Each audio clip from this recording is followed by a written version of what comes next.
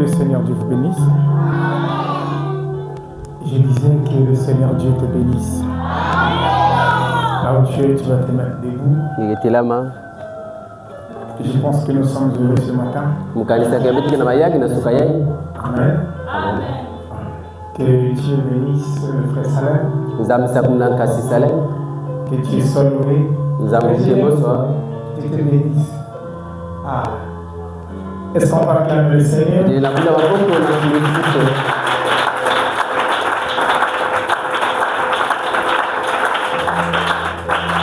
Dans le livre de Psaume chapitre 104, Psaume chapitre 104,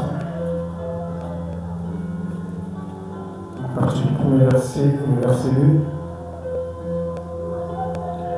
2. Est-ce qu'on peut lire ensemble? Je pense qu'il y a un être vivant ici. La Bible dit qu'un corps qui n'a pas d'âme, c'est un corps qui est mort. Amen. Et ici, il y a des âmes vivantes. Il n'y avait pas que David qui avait une âme. Toi et moi aussi, nous avons une âme. Donc, lisons ensemble. Mon âme bénit l'Éternel. Amen. L'Éternel, mon Dieu, tu es infiniment grand. Tu es revêtu d'éclat et de magnificence. Ils sont venants pour de lumière comme des manteaux. Il étend les cieux comme un pavillon. Genèse chapitre 3, verset 21. L'Éternel Dieu fit à Adam et à sa femme des habits de peau.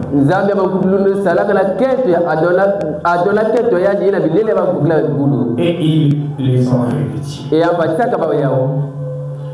L'ange puissant qui est descendu. Amen.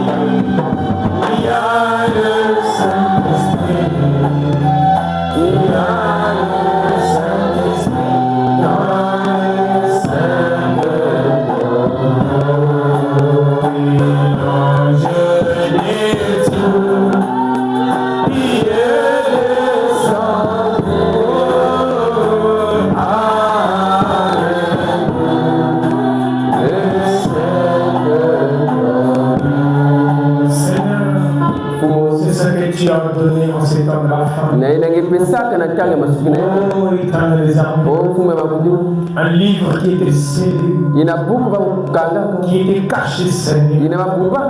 Tu as dit à Daniel, c'est le livre.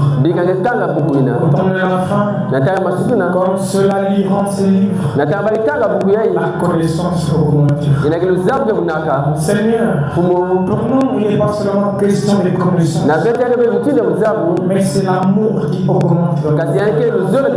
c'est la joie qui augmente, c'est la persévérance qui augmente, c'est la foi qui s'augmente pour s'attacher à quelqu'un. C'est pourquoi ce matin, Seigneur, nous ne sommes pas venus écouter une bonne prière. Nous ne sommes pas venus voir quelque chose faire de spectaculaire. Nous ne sommes pas ici pour un spectacle. Nous ne sommes pas ici pour montrer nos habits. Nous ne sommes pas ici, Père, pour un défilé de mode. Nous sommes là pour toi. Fais-nous ce que tu veux, Seigneur. Nous nous attendons à toi, Seigneur. Fais du bien à notre âme. Oh Dieu, pour que nous puissions te bénir, pour que nous puissions t'exalter, pour que nous puissions t'acclamer, Seigneur. Oui, toi le Dieu infiniment grand, qui est revêtu de majesté. Seigneur, laisse-nous ce matin être revêtus de gloire. Parce que c'est toi que nous avons besoin. Au-devant de nous, derrière nous, à nos côtés, Seigneur, tout autour, oh Dieu. Je soumets tout à toi, Seigneur. Écarte-moi du chemin, que l'honneur, la gloire te revient. Bénis ta parole qui a été. Seigneur, donne-nous le contenu, Père. Nourris-nous encore ce matin. Nous te bénissons pour ta gloire. Au nom du Seigneur Jésus. Amen. Vous pouvez vous asseoir. Alors, nous tenons encore à remercier le Seigneur. Amen. Et ce qui nous a donné encore cette opportunité d'être devant lui. Je pense que c'est la chose essentielle. Amen. Vraiment, dit, si nous sommes là, ce n'est pas parce que nous avons monté les lieux Ali. Je pense que d'autres ont des programmes. Et ceux qui savent qu'après ici, je dois aller là-bas. Amen. Et je pense que vous n'êtes pas venu ici. Mais que vous êtes bien habillé. Qui est venu montrer qu'il est bien habillé? Personne. Amen. Donc nous sommes là pour une chose plus importante. Et ça concerne notre âme. Et si ton âme en a besoin, alors c'est ton attitude qui fera traverser la chose. Amen. Voilà, n'empêche pas la chose de rester dans l'esprit seulement. Ça descend jusque dans ton âme. Et ce matin que tu sens ton âme vibrer. Comme les disciples qui marchaient. Il pouvait dire, nos cœurs ne brûlaient-ils pas au-dedans de nous? Pendant qu'il nous parlait, est-ce que quelqu'un ne veut pas ressentir ça? Alléluia. Et qu'est-ce qui brûlait dans leur cœur? C'était la vérité. C'était le surnaturel qui leur pressait au-dedans d'eux. À tel point qu'ils ne voulaient même pas se séparer de Jésus. Oh, c'était merveilleux. Amen. Alors nous sommes toujours avec le thème la religion du Seigneur. Amen. Et Frère Branham nous a montré que la véritable religion, ce n'est pas la religion des hommes, mais c'est la religion du Seigneur Jésus. Et la religion du Seigneur Jésus-Christ, ce n'est pas une église comme telle. Ce que vous voyez ici, ça ce n'est pas la religion du Seigneur. Amen. Et Frère Branham nous avait montré que le christianisme est une personne. Amen. Et Frère Branham nous dit ceci. Dieu a créé l'homme à son image. Donc tel que nous sommes, nous avons des yeux. Dieu aussi a des yeux. Nous avons des mains. Dieu aussi a des mains. Et Frère Branham dit, Dieu est une personne. Est-ce que tu peux dire amen? Dieu est une personne. Mais à une seule chose, c'est qu'il n'est pas un homme pour mentir, ni un fils de l'homme pour se répondre. Tout ce qu'il dit est la vérité. Amen. Parce que quand Dieu pense à quelque chose, la chose ne peut être que vraie. Amen. Voilà pourquoi tout ce qu'il fait est parfait. Quand Dieu parle à un homme, l'homme a tout d'abord l'envie de réfléchir. Ce que Dieu a dit, est-ce que ça va arriver? Est-ce que parce que l'homme ne peut pas atteindre le niveau de Dieu. Amen. C'est pourquoi nous ne sommes pas faits pour réfléchir devant Dieu. Devant le Seigneur, on doit se sentir comme des enfants. Amen. Et un enfant n'a pas besoin de réfléchir. Il a simplement besoin de croire. Il a simplement besoin d'accepter ce qu'on lui dit.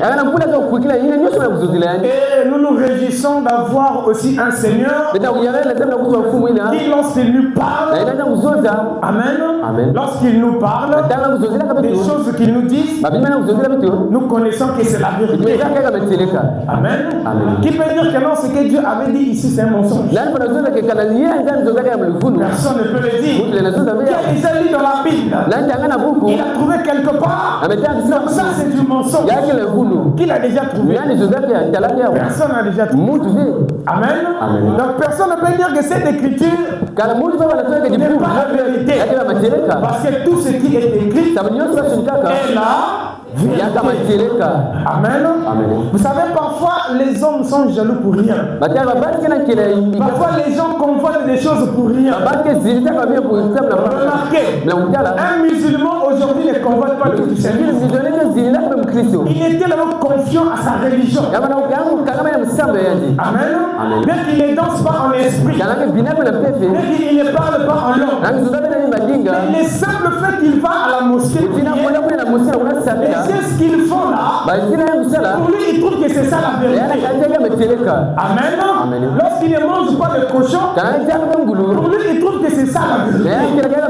Donc tout ce qu'ils font là, amen, pour eux c'est ça.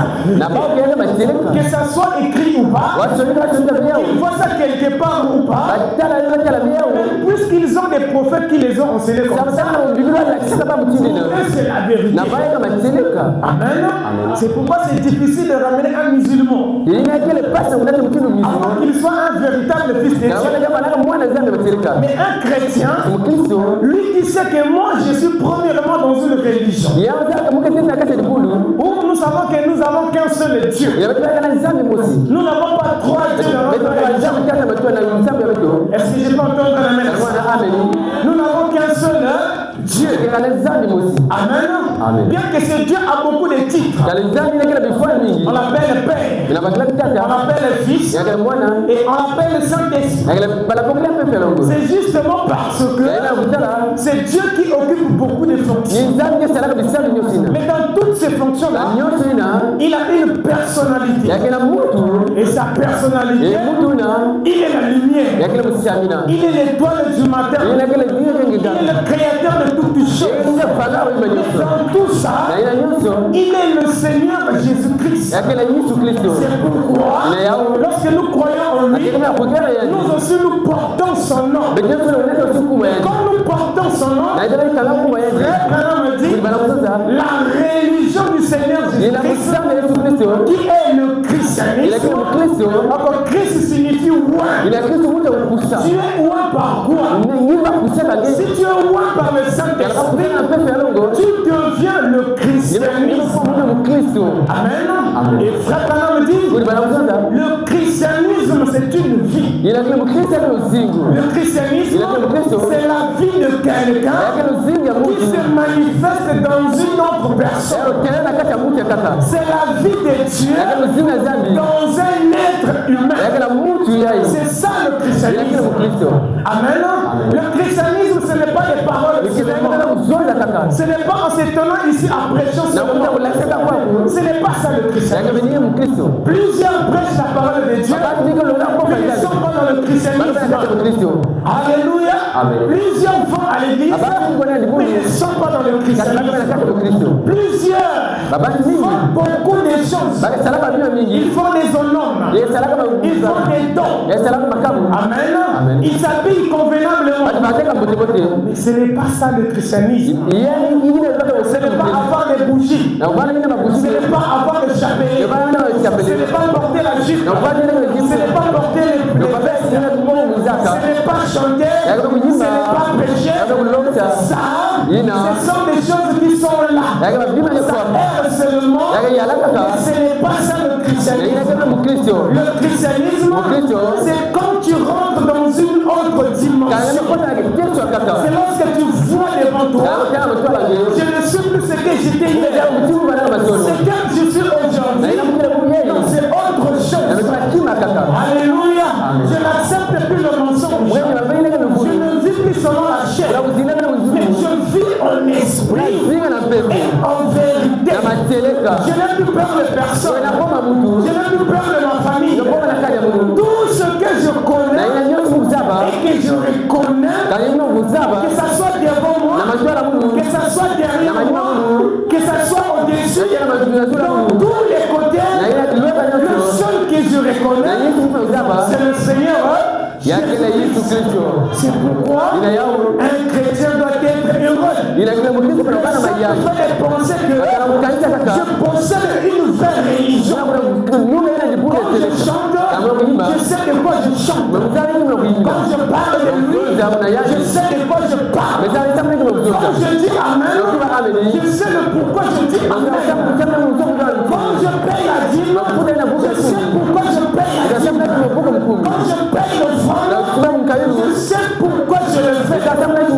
Parce que si je sais que je fais la vérité, alors la vérité régit tout le temps. Mais aucun homme ne sera régi par le mensonge. Alléluia. Si quelqu'un te dit quelque chose, j'apprends que c'est la vérité. Et en retournant quelque part, j'apprends que la personne t'avait menti. Tu vas te fâcher contre lui. Alléluia. Si après cette vie, on apprenait que non, Jésus-Christ n'était pas on va tous se fâcher. Amen. Si après cette vie, on apprenait que notre frère Branham n'était pas on va tous se fâcher. Est-ce la vérité? Ah, c'est la vérité, frère. Mais jusqu'ici, nous avons la certitude que nous avons une vraie religion. Nous avons un vrai Dieu. Nous avons une vraie Bible. Nous avons un vrai prophète. Nous avons un véritable message. Plus loin encore, nous sommes convaincus que nous avons un vrai Saint-Esprit. Un Saint-Esprit qui fait tomber les boucles d'oreilles. Un Saint-Esprit qui fait cesser la publicité. Un Saint-Esprit qui donne l'amour. Est-ce qu'un chrétien peut me dire Amen? Alléluia. Et nous sommes plus confiants que nous avons aussi reçu dans cette église un véritable pasteur. Alléluia.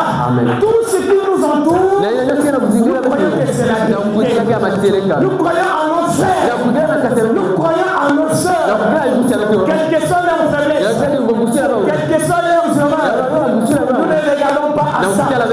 Nous regardons à ce qu'ils sont. Nous regardons à leur homme intérieur. Nous ne regardons pas au nom d'année qu'ils ont fait. Oh, je vais être bien avec lui parce qu'il a fait 10 ans dans le message.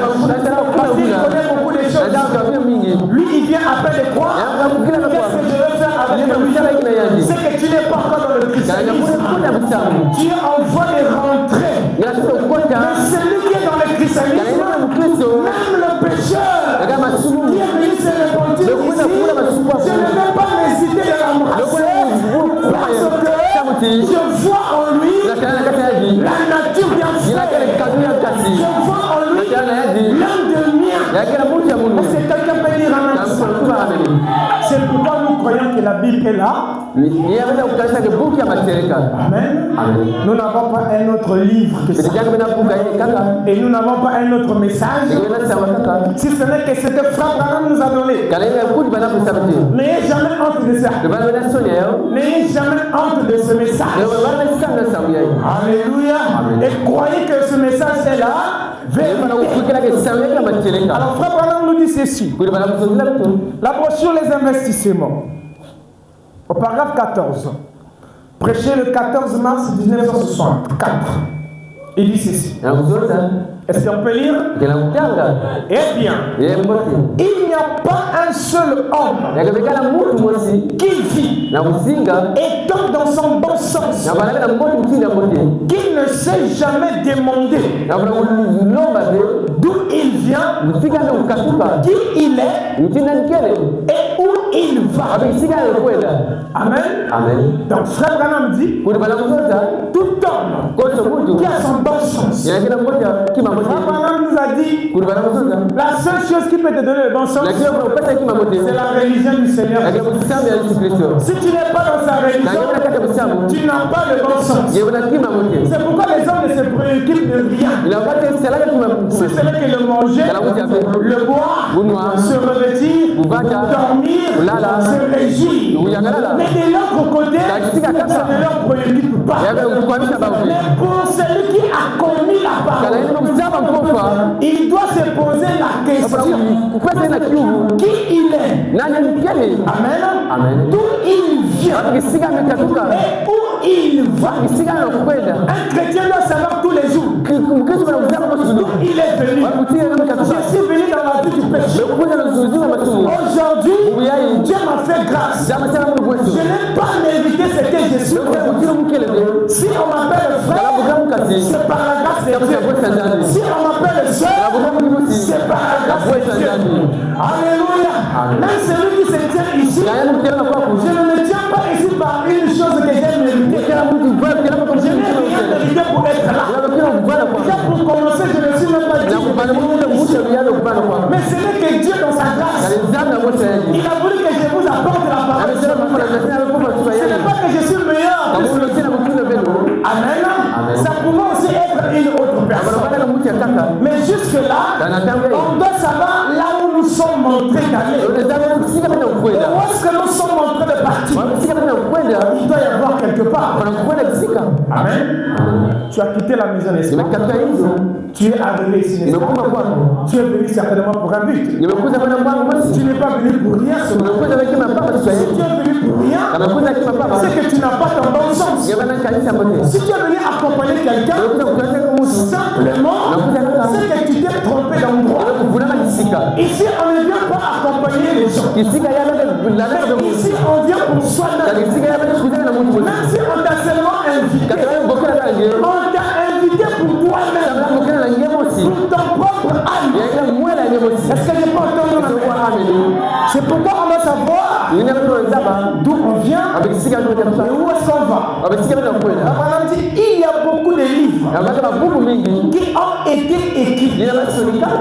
Frère Branham dit, les philosophes se sont levés et ont sombré. Mais il n'y a qu'un seul livre qui vous dira. Un seul livre qui vous dira quoi? Qui vous êtes. Amen. Bah, parfois, tu ne sais pas qui tu es. Depuis que tu es vivant, tu manges, tu fais beaucoup de choses. Mais en réalité, tu ne sais pas qui tu es. Amen. Tu te dis seulement, je suis sur la terre, je vis simplement, un jour je vais mourir. Mais tu ne sais pas réellement qui tu es. C'est pourquoi tu vis dans la légèreté. C'est pourquoi tu vis comme tu veux. Parce que tu ne connais pas d'où est-ce que tu viens. Tu ne connais pas qui tu es. Tu ne connais pas ton identité. Tu ne connais pas ta nature. Alléluia. La colombe femme sait qui elle est. Elle sait qu'en moi, il y a quelque chose qui est là, qui ne peut pas accepter toutes choses, qui ne peut pas manger toutes choses, qui ne peut pas accepter toutes choses. Elle vit dans la particularité. Quand elle marche, elle sait là où elle peut arriver. Elle sait là où elle ne peut pas arriver. Amen. Et seule la Bible peut vous dire qui vous êtes. Amen. Or que Job nous avait dit ceci, l'homme né de la femme, sa vie est courte, sans cesse agité par toutes sortes de vents. L'homme sur la terre n'a pas d'équilibre. Parce que depuis le jardin d'Éden, il avait perdu la chose qui lui donnait l'équilibre. Et quand il est né dans le péché, il n'a pas d'équilibre. Le péché ne peut pas te rendre stable. Le péché ne va t'emmener qu'à gauche et à droite. L'incrédulité ne va pas t'aider. Elle ne t'emmènera pas au ciel. Être soi-disant croyant ne va pas aussi t'aider. Chercher à vouloir plaire aux hommes ne va pas t'aider. La chose qui va t'aider, c'est lorsque tu vas vouloir plaire à Dieu. Donc tu ne peux pas plaire à Dieu si tu ne sais pas qui tu es devant lui. Si tu ne sais pas qui tu es pour lui. Une femme ne peut pas se faire plaire à son mari si elle ne sait pas qui elle est pour son mari. Quand la femme veut se faire plaire à tout le monde, c'est qu'elle est la femme de tous les gens. Mais quand elle sait qu'elle est la femme d'une seule personne, elle cherchera qu'à plaire à une seule personne. Même si les autres disent ce que tu fais n'est pas juste. Nous, on n'aime pas quand tu fais ça. Mais elle sait. Si mon mari me dit que j'aime ce que tu fais, pour elle, ça la satisfait. Pour elle, c'est la chose qui la rend fière. Parce qu'elle sait qui elle est devant cet homme. Amen. C'est pourquoi il n'y a que la Bible qui peut nous dire qui nous sommes. Est-ce qu'on peut arriver à ce niveau-là? Alors, Puissance chapitre 4, il dit ceci. Qu'est-ce que l'homme pour que tu te souviennes de lui? Qui est l'homme quand il parle? Pour que tu te souviennes de lui. Et le Fils de l'homme, pour que tu prennes garde à lui. Amen. Le premier homme que Dieu avait créé, c'était lui-même. Dieu, il est lui-même le premier homme. C'est pourquoi tout a été créé par lui et pour lui. Et étant homme qu'il est, il a créé un corps. Ce corps, c'est le logos. La lumière. Alléluia. Amen. Tel que vous le voyez comme ça, c'est comme ça qu'il est. Mais seulement il n'est pas nu. Il a des habits avec lui. Si vous lisez bien la Bible décrit qu'il a une robe et une ceinture d'or. Il n'est pas nu. Notre Dieu n'est pas nu. Il est revêtu. Et l'homme qu'il a créé, il lui a aussi donné un vêtement afin qu'il ne soit pas nu, mais qu'il soit couvert. Et frère Branham nous avait dit, la religion c'est une couverture. Lorsque Dieu avait créé Adam, Adam était couvert. Mais quand il a perdu sa couverture, il est devenu aveugle aux choses de Dieu. Lorsqu'il est devenu aveugle aux choses de Dieu, il a compris qu'il était nu. Il est allé se faire sa propre religion. Il a pris les feuilles de figuier. Les feuilles de figuier ne peuvent pas résister dans la présence de Dieu. Frère Branham dit, Adam avait créé sa propre religion. Et sa propre religion n'était pas la vérité. Parce que toute parole de l'homme, toute pensée de l'homme soit reconnue pour mensonge. Et que seule la parole de Dieu soit reconnue pour la vérité. Quand Dieu est descendu incendie, Dieu a vu que les feuilles ont séché. Parce qu'il était un feu dévorant. Le feu de Dieu finira par brûler les feuilles. Alors Dieu a dit, je dois moi-même faire. Amen. Un autre vêtement. Il a pris un agneau. Il a tué. Il a fait l'expiation. Le sang a coulé. Il a pris la peau de cet agneau. Il a revêtu Adam et sa femme. Amen. Donc pour Dieu, Adam ne doit pas être revêtu des feuilles de figuier. Mais Adam doit être revêtu du pot de l'agneau. L'agneau, c'est le Seigneur Jésus-Christ. Amen. Mais qu'est-ce qu'est l'homme pour que Dieu se souvienne de lui? Pour que Dieu prenne le temps du mal à quitter le ciel, à venir chercher Adam. Qu'est-ce que l'homme pour que Dieu se souvienne? Pour que Dieu puisse prendre le temps de ce mal. Qu'est-ce que tu es? Pour que Dieu puisse mourir à la croix. Pour qu'il laisse sa gloire. Il vient ici, on crache sur lui, on se moque de lui, prendre tout ce qui est mauvais et porter ça sur lui. Le Dieu le plus saint est devenu impie sur la terre à cause de ton âme, à cause de ta vie. Mais qu'est-ce que tu es réellement? Quand tu viens dans la présence de Dieu, qu'est-ce que tu es réellement? Quelle est la chose qui te fait en valeur de ton Dieu? Il y a toujours une raison derrière toute chose.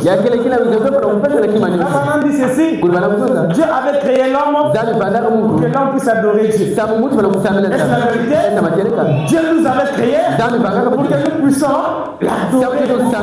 Dieu nous a créés pour que lui puisse habiter en nous. Il nous a créés pour plusieurs manières. Mais il y a une chose qui est particulière. Dans Psaume 82, il est écrit ceci. Il dit: j'avais dit, vous êtes des dieux. Vous êtes tous les fils du Très-Haut. Qui avait dit ça? Dieu. Amen. Il dit: cependant, vous mourrez comme des hommes. Oh Seigneur, comment ça? Nous sommes des dieux sur la terre, étant des hommes. Mais tu nous dis encore que nous mourons comme des hommes. Or, comme ce n'est pas le véritable. Alléluia. La Bible dit ceci: au temps de Noé, quand la terre était là, et que les filles furent nées, les fils de Dieu virent que les filles des hommes étaient belles. Mais ça explique quoi? Ce n'était pas des anges qui étaient descendus sur la terre, mais c'était des fils de Dieu. Lorsqu'ils ont vu les Caïnites, lorsqu'ils ont vu les femmes qui étaient là, ces filles de Caïn, alléluia, la Bible les appelle les filles des hommes. Pourquoi? Parce que l'homme déjà dès le départ était raté. L'homme au départ était un échec. Dieu ne te considère pas comme un échec. Dieu ne te considère pas comme un raté. Dieu n'est pas un raté. Il a dit: soyez parfaits comme votre Père Céleste est parfait. Donc quand Dieu a dit: c'est son nom à notre image, c'est que Dieu savait que tu es parfait. Alléluia. Quand Dieu te regarde, il sait que toi tu n'es pas un pécheur. Voilà pourquoi il est venu prendre ton péché, parce que tu n'es pas un pécheur. Quand les anges ont péché, il n'est pas descendu pour les sauver. Mais quand l'homme a péché, Dieu est venu sauver l'homme. Pourquoi? Parce que Dieu n'est pas un pécheur, l'homme n'est pas un pécheur. Pas l'homme animal. Le diable, le serpent était plus proche de l'homme. Il était comme un homme.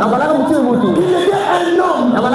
C'est cet homme-là que la Bible dit: vous mourrez comme des hommes, comme ceux du monde, comme ceux qui sont dans l'église catholique, comme ceux qui sont dans les églises protestantes, comme des pentecôtistes, ceux qui s'arrêtent à l'église, ceux qui s'arrêtent à prêcher, ceux qui s'arrêtent à parler, ne peuvent pas agir, ne peuvent pas aller au-delà.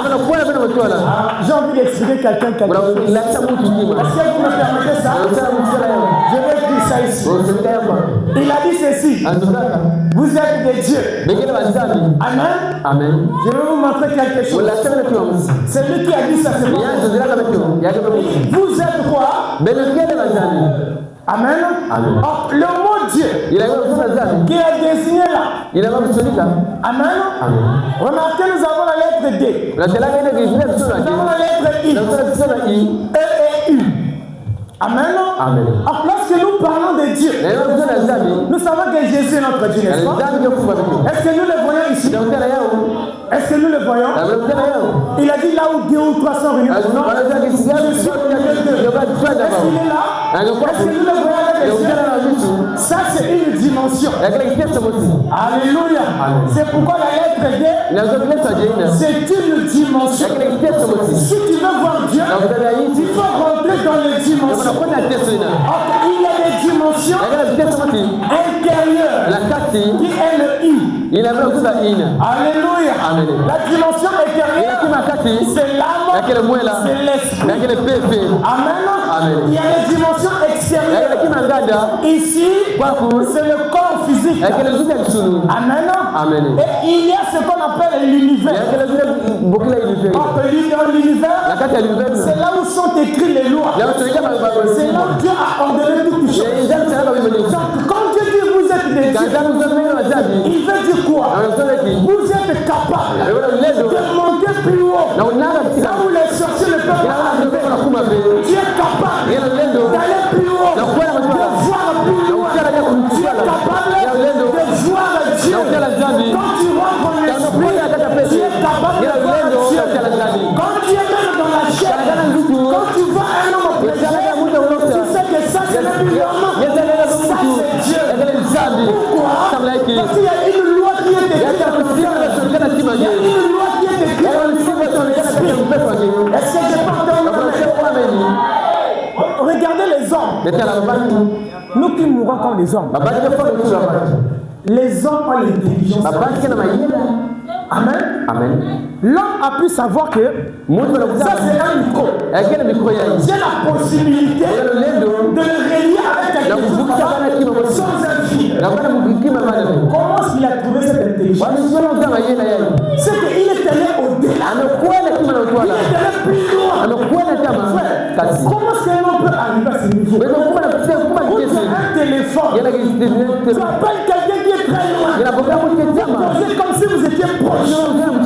Ça veut dire qu'il faut voyager loin. C'est une dimension. Si l'homme peut voyager loin comme ça, à plus forte raison d'un fils de Dieu. Un fils de Dieu est capable de monter dans les hauteurs.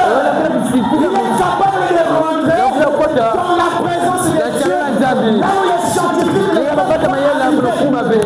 Quand les scientifiques disent la maladie là, il n'y a plus de solution. Un fils de Dieu dira, toi tu t'arrêtes à la chair. Moi je connais quelques lois qui est là, qui est écrite dans l'esprit. Alléluia.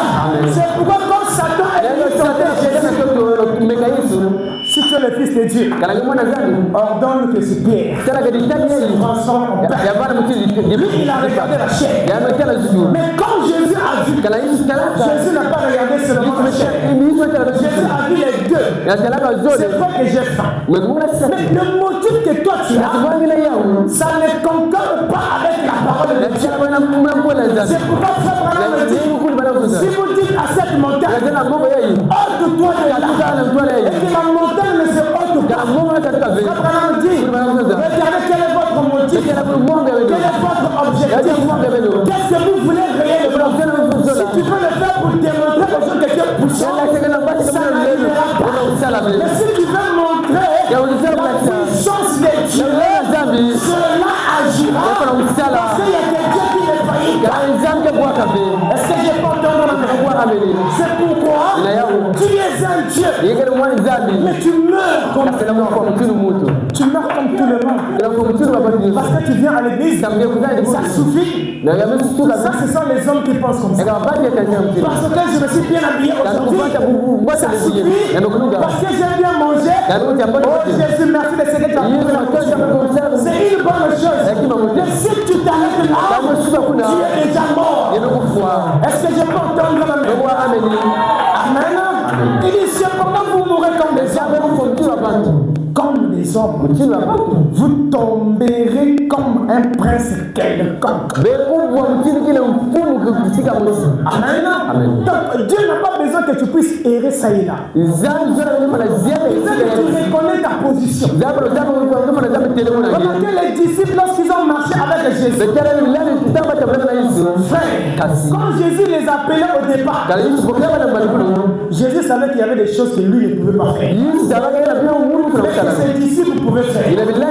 Amen. Mais ce que les disciples devaient faire était caché en lui. Et il n'y avait pas moyen de leur donner ça. Jésus avait la possibilité de leur baptiser, les imposer les mains et recevoir le Saint-Esprit. Mais Jésus savait, ça c'est pas mon travail. Ça c'est leur travail. C'est pourquoi il devait d'abord connaître qui est Jésus. Jésus a marché avec eux. Jésus les a enseignés. Jésus les a montré beaucoup de choses. Et quand Jésus est parti, ils ont cru à ce qu'il avait dit. Le Saint-Esprit est venu. Et quand le Saint-Esprit est venu, le Saint-Esprit n'a pas trouvé de difficultés à travailler avec eux.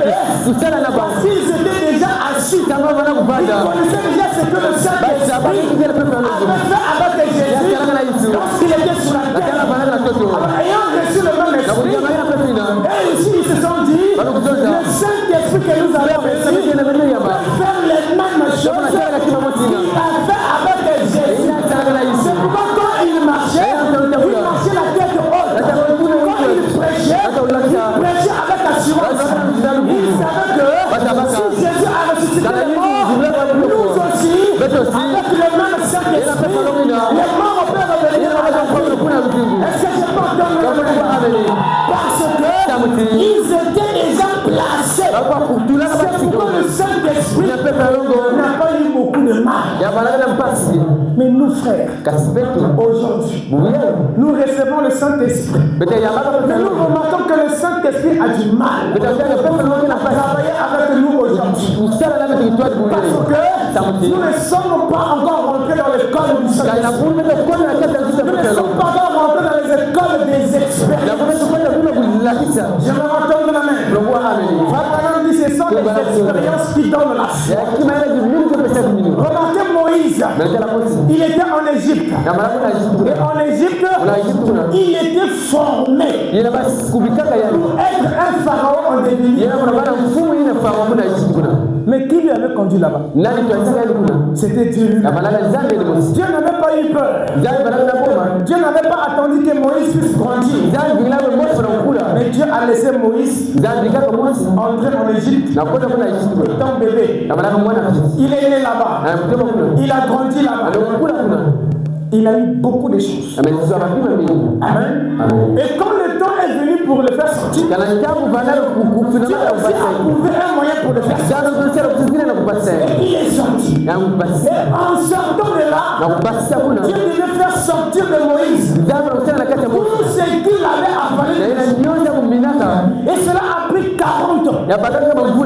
Amen. Dieu ne s'est pas préoccupé de ces 40 ans. Dieu s'est préoccupé de une minute seulement. Donc Dieu a travaillé à nous-mêmes Moïse 40 ans pour le faire sortir tout ça. C'était pour se rencontrer avec Moïse seulement un jour. Une minute seulement. Et quand Moïse a rencontré Dieu, alléluia, cela dépassait l'entendement de Moïse. Moïse s'est dit, comment se fait-il qu'un buisson peut se s'est consumé? Peut avoir un feu si on s'est consumé. Ça dépassait sa tête. Ça dépassait son entendement.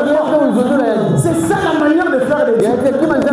Dieu ne va pas t'emmener dans un terrain facile.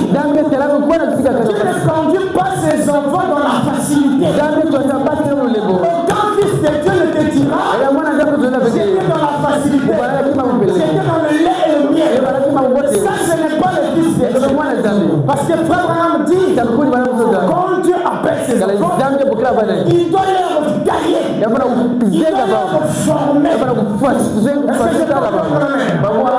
Vous savez, Job avait beaucoup d'argent. Il s'est posé beaucoup de questions. Dieu a dit bon, donc pour comprendre quelque chose, pour comprendre que c'est moi qui bénis, c'est moi qui donne tout. Dieu a retiré tout. Il a tout retiré. Et quand Job a appris la parole de Dieu, lorsqu'il a compris que l'homme, malgré tout ce qu'il peut avoir, s'il n'a pas Dieu dans son âme, il ne faut absolument rien. Quand Job a compris ça, Dieu a restauré tout ce qu'il a fait. Si tu comprends que Dieu est tout ce dont tu as besoin, quand tu comprendras ça, c'est en ce moment-là que tu vas commencer à faire les expériences avec Dieu. Parce que Dieu s'intéresse à celui qui cherche à comprendre. Dieu cherche à s'intéresser quand l'homme cherche vraiment à marcher avec lui. Branham me dit, Dieu s'intéresse aux gens qui prennent position pour sa parole. Dieu ne travaille pas avec ceux qui négligent la parole. Dieu travaille avec ceux qui placent la parole de Dieu en premier. Et frère Branham dit, pourquoi crier? Dieu plaça la même chose. Plaça la même chose dans Adam et Ève. Dans le jardin d'Éden. Il dit, voyez-vous, par la foi. Est-ce qu'on peut diminuer un peu le là-bas, pasteur? Trop de Dieu. Il dit ceci, voyez-vous, par la foi, vous devez faire votre choix. Maintenant, remarquez, la vie conduisit Pharaon à sa mort et à la destruction de sa vie. Amen. Moïse, avec sa foi, ne craignit jamais Pharaon. Amen. Il ne se soucia même pas de ce que Pharaon disait. Il ne se souciait pas plus de Pharaon que sa mère et son père ne le firent au sujet de la menace.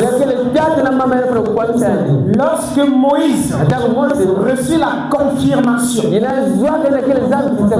était la personne qui devait libérer Israël et les conduire hors de l'Égypte,